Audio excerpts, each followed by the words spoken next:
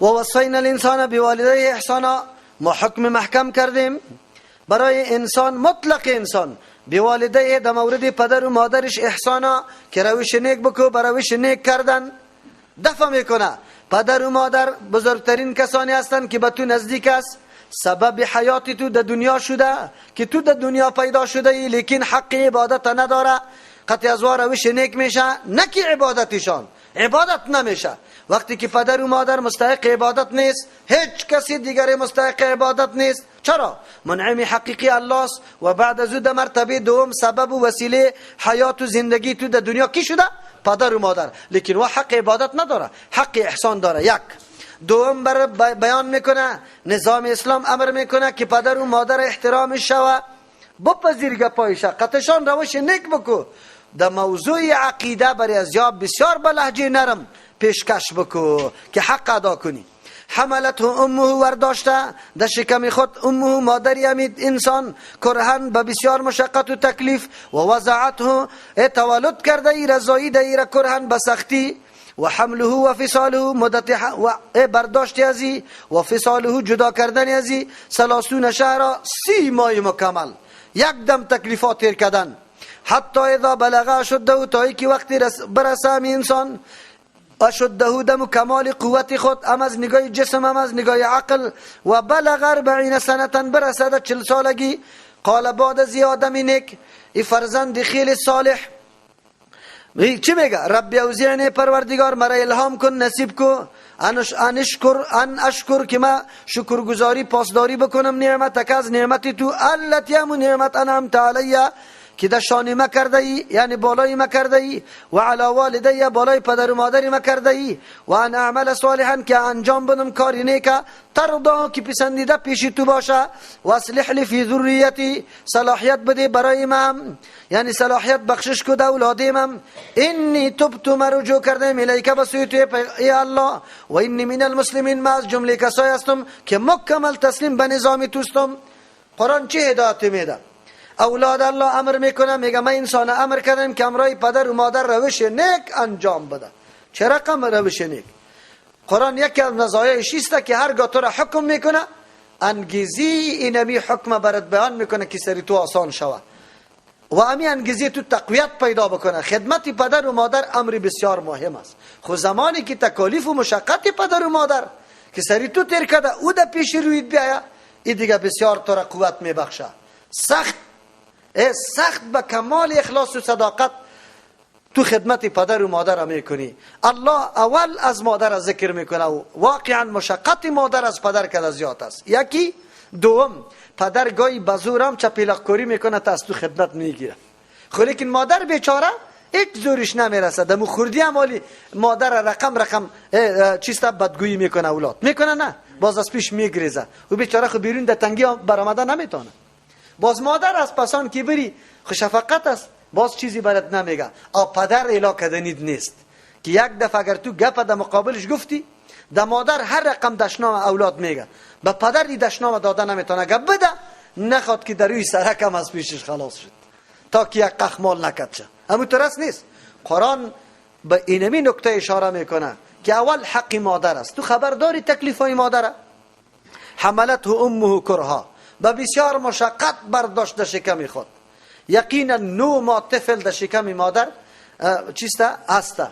از روز اول که طفل منعقد میشه نطفهش در رحم مادر، زندگی دیگرگون دوچار مادر میشه، حالاتش دیگر رقم میشه، تکلیفا برش پیدا میشه، هاضمهش خراب میشه، رقم حالات. وقتی که در شکم او یک کمی چی بگیره، جسم بگیره و الله برای او را زنده بکنه، باز دیگه از میوه ها پرهیز کو، از فلان پرهیز کو که سخت نشود. بعد از او نشستن ازی، برخاستن ازی، کار کردن ازی مکمل تکلیف است. و بعد از او حالت ولادت چقدر سخت است، چقدر دشوار است. امین مادر با اینمی قدر تکلیفات چقدر مشفق است. بعد از او ایره تا 30 ماه را، یعنی 9 ماه در شکم تیر میکنه. 3 ماه اول به خاطر در اینجا نمیگیره که 3 ماه اول تخفیف میباشه، یعنی تا 3 ماه را طفل قدر زیاد احساس نمیشه در شکم مادر که 4 ماه در روز شوه مکمل طفل تکمیل میشه. 6 ماه را برای طفل که در شکم مادر است او 2 سال دیگر که شیر دادن است برای اولاد 30 ماه را گفته. جمهور علما هم امیسته که اکثر مده جدا کردن طفل 2 سال است، از 2 سال اضافه باید نشود. تنها امام ابو حنیفه رحمت الله علیه 2.5 سال قائل است، لیکن قولش سخت ضعیف است، قابل از این است، چرا که شاگردایش هم مخالفتش کرده و میگه که نه فقط مدت شیر دادن طفل 2 سال است و قرآن دمی اشاره میکنه که و حمله و فصاله 30 شهر. برداشت در شکم هم امرای جدا کردن 30 ماه، 6 ماه در شکم است. 3 ماه اولش نمیگیره به خاطر که خفیف است، 6 ماه است. یا است که ادناترین مدتی که نسب ثابت میشه و طفل کامل میباشه در 6 ماه است. از او خاطر اگر یک کسی توی بکنه در ظرف 6 ماه طفل در دنیا بیاره بالکل از او ثابت میشه، چرا که در 6 ماه طفل در دنیا میاد. اما اکثر مدت طفل که در شکم مادر باقی میمانه این اختلاف است بین علما. اینطور اطفال است که 4 سال هم ادامه پیدا میکنه در شکم مادر میباشه، بعد از او تولد میشه. در اینجا الله تبارک و تعالی اشاره به می تکلیفا میکنه که حالت شیر دادن بیبی همیشه باز شب 3 و 4 دفعه ای بیدار میشه، خوابش خراب میکنه. باز امی حالت طفلی بسیار سخت حالت است، چرا زبان نداره، همیشه گریان، همیشه چقدر ترحم و محبت. روزا و شبهای میشه که شب تا صبح مادر در جای خود میشینه، دمی شبهای سرد زمستان ولو که هر نوع تکلیف برش میاد. خو لیکن وقتی که تو جناب یک کمی عقل و هوشش برابر شود، باز نه مادر در قصهش هستی نه پدر. قرآن بری تو دیرمی نکته ها اشاره میکنه که ببین پدر و مادر این مشکلات تیر کرده، باید تو امور رقم پرستاری و امور رقم خدمت گذاری برای پدر و مادر بکنی. خو اینجا قرآن میگه حتی اذا بلغ شده و بلغ 40 سنتان، آدم که 40 ساله شوه عقلش پخته میشه. در 40 سالگی چرا امی آدم صالح، امی فرزند نیک که واقعا تربیه از مادر و پدر نیک یافته. یادتان باشه اولاد همیشه تابع پدر و مادر است، در دیانت، در اخلاق، در خوی، در خصلت. اگر پدر و مادر متدین بود اولادش متدین است، اگر پدر و مادر متدین نبود اولاد هم تو رسول روزام گفتم تانه که اگر نعوذ بالله پدر و مادر سازنده باشه اولادش چی میشه؟ کلش رقاص میشه. اونمو رقم است. اینجا قرآن در 40 سالگی چرا اشاره میکنه؟ در 40 سالگی انسان صاحب اولاد هم میشه، حتی بعضی اوقات صاحب نواسم میشه. اما مشقت و تکلیف اولادداری سری خودش میآید، آلی درک میکنه واقعیت را. از او خاطر یکی دوم از 40 سال پیش انسان مست میباشه، فکرش به این گپا نمیباشه. در 40 سالگی عقل انسان تکمیل میشه. یکی و آدم رو به چی میکنه؟ به زوال. اونجا میفهمی که پدر و مادر چقدر نیازمند به خدمت است. آیا یک آب برابر کردن وضو چقدر خوب است که من برای امی مادری خود چی برابر کنم؟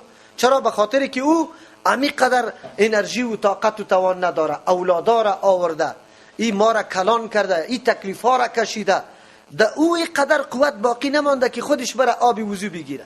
اگر پایپوش از او آدم برابر کنه، جایش برابر کنه، تا چیستا میوه را برش پوست کنه، این کلش اینمی موقع خدمت است. اونجا باز تو میدانی. خو امی آدم الله تبارک و تعالی مقایسه میکنه دو شخص را که یک شخص صالح است، دیندار است، حق و حقوق پدر را میشناسه و یک شخصی که نافرمان است. قرآن کریم از شخص نیکو چطور یاد میکنه؟ اولش قال رب اوزعنی، میگه پروردگار اوزعنی برام توفیق بده، الهام کو، نصیب کو برام ان اشکر نعمتک التي، کی شکر گزاری کنم نعمتی تو را، التي هم نعمت علی که انعمت علی که تو انعام کرده ای بالای ما. بعضی مفسرین را در شان ابوبکر رضی الله عنه چی میکنه که در شان از او نازل شده. چی نیست؟ آیت قرآن مفهومش عام است، اگرچه مصداقش ابوبکر رضی الله عنه شده میتونه. دیگه اول دعاست. دعا همیشه یادتان باشه دعا کنی که الله توفیق خدمت پدر و مادر نصیب ما بکن. چرا؟ اگر الله توفیق نداد، قدرت الله تبارک و تعالی، خدمت نمیشه به پدر و مادر، نمیشه، در جای دور میفتی، از امو خدمت محروم میشی. بعد توفیق طلب بکنی از الله تبارک و تعالی. مثل که نمی چیستا فرزند صالح میگه اول از اون نعمتی که تو سر ما کرده علیه، اول شکرگزاری و نعمت. او کدام است؟ نعمت دین است، نعمت وجود است. الله تو برای ما وجود دادی، تو مرا عقیده دادی. و علی والدی، و نعمتی که سری پدر و مادرم کرده ای. الله اکبر. سری نعمت پدر و مادرم شکرگزاری بکن.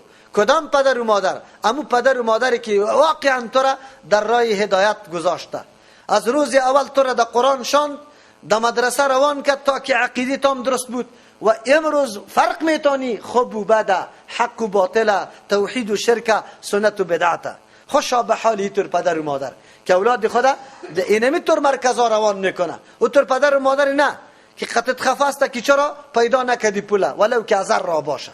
اینطوری نه، پدر و مادری که در تربیه اولاد خود کوشاسته، از او خاطر چون که پدر و مادر باعث شده برای از اینکه تو تابعدار هستی، خدمتگزار هستی، میفهمی حق و حقوق والدین، از همین ناحیه میفهمی، شکرگزاریش هم میکنی. و ان اعمل صالحا ترضا، که من کاری را انجام بدم که پسند تو باشه. یا الله، انسان هر کار میکنه، خو کار مهم است که الله او را خوش بکنه. الله کدام کار را خوش میکنه؟ الله کاری را خوش میکنه که موافق سنت کی باشه؟ رسول الله صلی الله علیه وسلم باشه، موافق شریعت باشه. اگر کاری را میکنی موافق شریعت نیست، الله خوش نمیکنه. و بعد از او یک طرف دعا میکنه که الله مرا توفیق بده خدمتگزاری پدر و مادر بکنم. خو نه، دعایش به این تمام نمیشه. دعایش به این میگه که واصلح لی فی ذریتی، الله اصلاح پیدا کو، اصلاح بیار در اولاد هم. مثل که من نمیطور یه پابند خدمت پدر و مادر هستم و حق و حقوق مرا پوره کرد، مسئولیت خود ادا کرد، مرا در مرکز سالم گذاشت، ما چیستا صاحب اینمی قدر کمال شدم.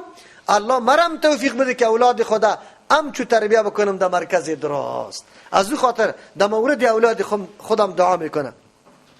دیگه در 40 سالگی رسیده، ایام مستی، ایام غفلت، ایام خوابالودگی، ایام تغافلی و تکاسلی مکمل سپری شده. انسان باید در این طور سالا بالکل متوجه شود. یک انسانی که در 40 سالگی حق و حقوق پدر و مادر خدا نشناخت، در 40 سالگی رجوع به سوی دین الله نکرد، باز دست بشوی از این طور آدم. چرا 40 سالگی عقل انسان پخته میشه، همه حالات برات منکشف میشه، بعد تو عالی از تقصیرات و کوتاهیت بالکل متوجه شوی به سوی الله تبارک و تعالی. از او خاطر اینجا اینطور دعا میکنه: انی تبت الیک، من رجوع میکنم به سوی توی الله. اگر در حق پدر و مادر قصور کوتاهی شده، از سرمستی ما شده، تکاسلی و غفلتم شده، نمیدانستم او قدر حق و حقوق برای من معلوم نشده بود، یا تکلیفات در نظرم نمی آمد، آلی خوی نمی آید، یکی و رجوع میکنم به سوی توی الله تبارک و تعالی. و انی من المسلمین، یقینا من مکمل از تسلیم شوندگان هستم به تمام دستورات توی الله. مکمل آلی مسلمانی واقعی جور میشی، کلی اموری تا به الله تسلیم میکنی، چیزده فرمان الله را میپذیری. اولئک الذین، الله میگه همینطور مردم که این صفات را داشته باشه، نتقبل عنهم، ما قبول میکنیم از یا احسن ما عملو، بهترین آن چیزی که انجام داده، بهترین دیگه‌ایش نمیکنم.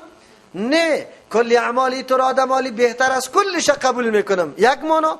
دوم، الله میگه ما قبول میکنم از یا بهترین و اعمالش، بهترین عملش وسیله برای اعمال دیگه شام میکنم برای قبولیت.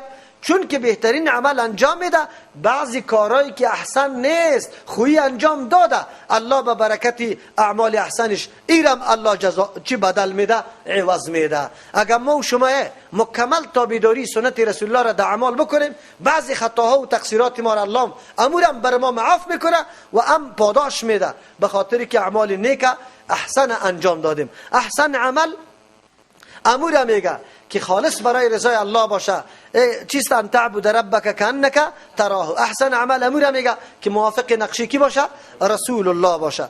ولا تجاوز عن سیئاتهم، و ما در میگذاریم از عن سیئاتهم، از گناهایشان، فی اصحاب الجنه، یه داخل میکنیم در گروهی که صاحبان جنت هستند، ملازمین جنت هستند، دوا داخل میکنیم شه. اینی را میگه اولاد و فرزند نیک و صالح که حق و حقوق پدر و مادر هم شناخته، از الله هم شناخته، دین شناخته، دینه، بلکه مکمل زندگی خود تسلیمی کی کرده، الله تبارک و تعالی کرده. اینطور آدم الله میگه که همه گناهایش معاف میکنیم و یار داخل میکنیم در صاحبای جنت. وعد الصدق الذي، وعد راست، الذي وعده کانوا که بودن، یوعدون امرایشان وعده کرده شده بود. والذی قال لوالده، بالمقابل اینطور فرزندام است نعوذ بالله که پدر و مادر در تلاش است که رای حق بگیره لیکن فرزند نااهل است والذی فرزندی که قال میگه لوالده برای پدر و مادر خود اف لکما اف لکما از دویتان بیزار استم هلاکت باشه براتون اتعدانی مرا میترسانی ان اخرج وعده میکنه برای ما ان اخرج که ما کشیده شوم از قبر و قد خلت القرون در حالی که قرنها تیر شده و متای سابقه تیر شده من قبل پیش از ما هیچ کسی هم از قبر پس زنده نشده مرا میگه پدر و مادر شروع به اولاد میگه بچه‌م نماز بخوان چرا که عذاب الله آمده نیست عذاب قبر است اونجا حساب و کتاب است روزه بگی شراب نخو قمار نزن فیلمای سکس و بدسای نکو دخترم حجاب بکو هر طرف نگرد چرا که عذاب الله دامنگیریت است او چی میگه برو کنه فکر تو این گپا را کنه فکری این گپای کنه فکری است دنیا دا کجا رسیده تو برای من چی میگی نماز کی کشیده وضو کی کشیده روزه کی کشیده تو مرا میترسانی که از قبر پس زنده میشم چرا مردمای سابق دیر شده خو هیچ چیز ندیدیم عالم موتور میگه برا پدر جان برا این فکرای کنه است تا حالی دقیقه مردم رفته کسی را ندیدیم که عذاب شده باشه الله بیانی اینطور فرزندم میکنه و هما یستغیثان الله لیکن پدر و مادر از کمال شفقت و دلسوزی اولاد میبینه که بسیار بدبخت است تمام روز در گناه معصیت نافرمانی تیر میکنه لیکن باز هم شفقت پدری و مادری یاره اعلان نمیکنه و هما یستغیثان فریاد میکنه الله به الله تبارک و تعالی دعا میکنه ویلک برش میگه وی بر تو آمین ایمان بیار نکوی تر بی ایمانی نکو عقیده پیدا کو این وعد الله حق وعد الله بالکل واقعیت داره فیقول باز در جواب پدر و مادر میگه ما هازا نیست ای گپا الا اساطیر الاولین داستانای سابقه است قصای سابقه کون است بس ما این کار نمی کنیم امروز امو سرنوشت است اونمو طور حالت است پدر و مادر بی که چقدر غمی اولاد خدا میخوره صبحی برات میگه رفتی در مسجد قرآن کریم خواندی در درس در ترجمه رفتی عقیده تا درست کو سعی کن نافرمانی نکو آدمی خیلی سنگین و وزنناک شو او تو میگی برا درست دنیاست امروز همو گپاست او در تلویزیون همی گپایات میشه که پدر و مادر چطور بگذاری او چطور در قصهش نشوی اولئک الذین مردمای هستند حق علیهم القول که ثابت شده بالایشان فیصله عذاب الله فی امم داخل شده در جمله و جماعتایی که قد خلت من قبلهم پیش از یا تیر شده من الجن از جنیات و الانس از انسانا کلشان در عذاب شریک انهم کانوا خاسرین یقینا مردم تاوانی بودن چرا که الله برایشان اعذار داد استعداد و قابلیت داد زمینه را مساعد کرد زمینه ترجمه زمینه دعوت همگی یا کلش در باد دادن یک روز در مرکز تعلیم رفت نعوذ بالله میگه نه ستاره افغان جور میشم پدر و مادر شما نمیفهمی ولکل درجات الله میگه برای هر کدام از این دو فریق اگر مؤمن است اگر کفار است درجات مراتب است مما از وجه و چیزی که عمل انجام داده در دنیا مطابق که همون اعمال درجات الله برش میده ولی یوفیهم به خاطری که پوره بده یاره اعمالهم اعمالایشان نتایج اعمالشان و هم لا یظلمون یا سرشان ظلم کردن نمیشه و یوم یعرض الذین در روزی که پیش کرده میشه و کسانی که کفر و کافر هستند علی النار بالای آتش برشان گفته میشه اذهبتم طیباتکم شما بردید ضایع کردید طیباتکم نعمتای لذیذ خدا فی حیاتکم الدنیا در زندگی دنیایتان و استمتعتم بها شما نفع گرفتی به اون نعمتا از اون نعمتا هیچ بهره به خود نگرفته او را ضایع کرده شما فالیوم تجزون امروز براتون پاداش داده میشه عذاب الهون از عذاب رسوا کننده بما کنتم به سبب ازی که شما بودید تستکبرون تکبر میورزید کلان میتراشید خدا فی الارض در روی زمین بغیر الحق بنا حق یعنی حق تکبر و کلان تراشیدن نداشته و بما کنتم تفسقون به سببی که شما از به معصیت خارج میشوده از طاعت الله یعنی فسق میکرده قرآن اینجا میگه شما رفتی طیباتتان در زندگی دنیا برد ضایع کرده الله خو ما را منع نکرده تمام نعمتای دنیا را الله برای ما اجازه کرده به ما پیدا کرده که ما از او استفاده بکنیم اینجا چرا برش گفته میشه که شما اونجا برده معنای آیت است شما توقع لذایز آخرت نکرده هر چیزی که در دنیا براتان لذیذ معلوم شد امور انجام داده و امو کار کرده، امروز او لذت ها وجود نداره. قرآن خو گفته بود که اینجا در دنیا بعضی لذت های موقت است که آدم در آتش جهنم میبره. زنا است، لواطت است، نعوذ بالله قمار است، سود است، عیاشی است، فحاشی است.